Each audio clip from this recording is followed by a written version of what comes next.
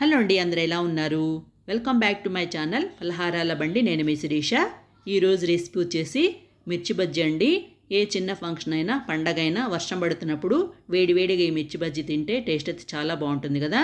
అందులో వర్షం పడుతున్నప్పుడు అయితే కారం కారంగా వేడివేడిగా చాలా బాగుంటాయి.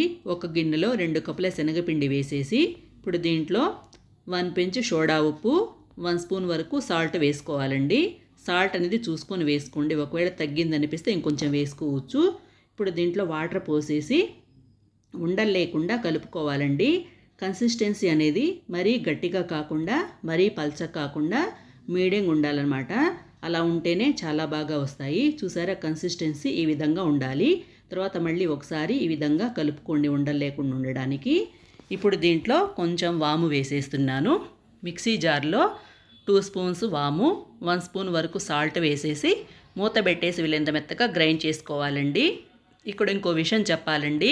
శనగపిండి తీసుకునేటప్పుడు చూసుకొని తీసుకోండి. కొన్నిసార్లు ఏంటంటే బాగా మెత్తగా ఉంటుందండి. అలా ఉంటే బజ్జీలు బాగా రావు. కొంచెం బరకగా ఉండాలన్నమాట. ఇప్పుడు మిర్చి బజ్జీ తీసుకొని శుభ్రంగా కడిగేసి చివర్లో కట్ చేసేసి ఇలా మధ్యకి ఘాటు పెట్టేస్తున్నానండి. ఇలా మధ్యకి ఘాటు పెట్టేసి దాంట్లో నుంచి విత్తనాలు తీసేసుకోవాలన్నమాట.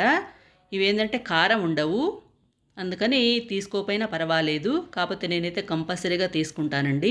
మా ఇంట్లో కొంచెం కారం ఉన్నా తినందుకని తీసేస్తాను. ఒకవేళ మీరు కారం తినగలమనుకుంటే అలా ఉంచేసుకోవచ్చు.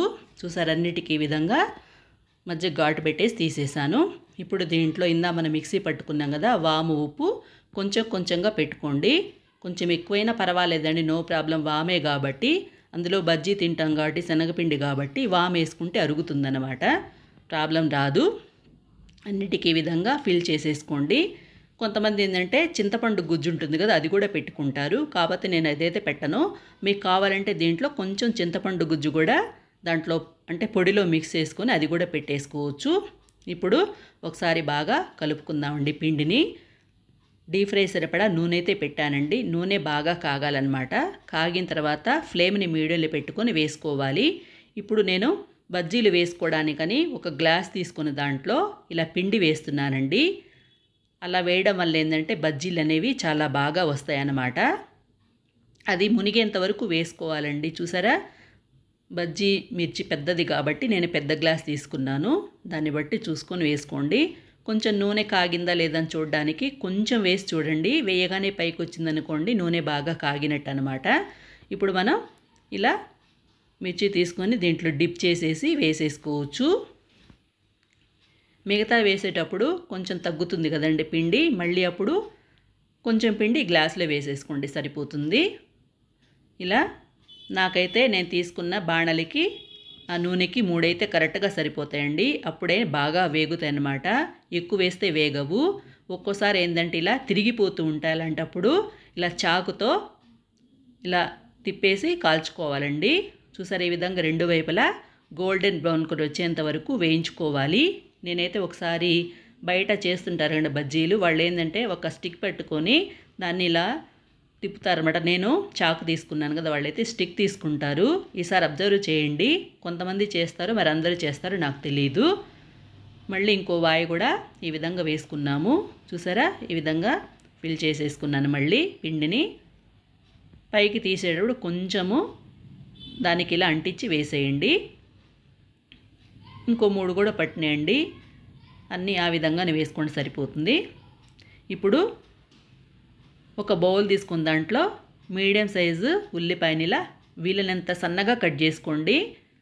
నేనైతే బాగా సన్నగా కట్ చేసుకున్నాను. ఇప్పుడు దీంట్లో సన్నగా కట్ చేసుకున్న కొత్తిమీర, కొంచెం సాల్ట్, ఒక హాఫ్ చెక్క లెమన్ జ్యూస్ ఉంటుంది కదా, అది పిండేసుకోండి. ఇదేంటంటే మధ్యలో పెట్టుకొని తింటే చాలా బాగుంటుందండి. మా ఇంట్లో అయితే చాలా ఇష్టం అనమాట. నాకైతే మామూలు మిర్చి బజ్జీ కన్నా ఇలా ఉల్లిపాయలు వేసుకొని నిమ్మకాయ వేసుకొని తింటే చాలా బాగుంటుంది. మీకైతే ఒట్టిగా తింటే ఇష్టమా, ఇలా ఉల్లిపాయ నిమ్మకాయ పిండుకొని తింటే ఇష్టమా, కామెంట్ చేసేయండి.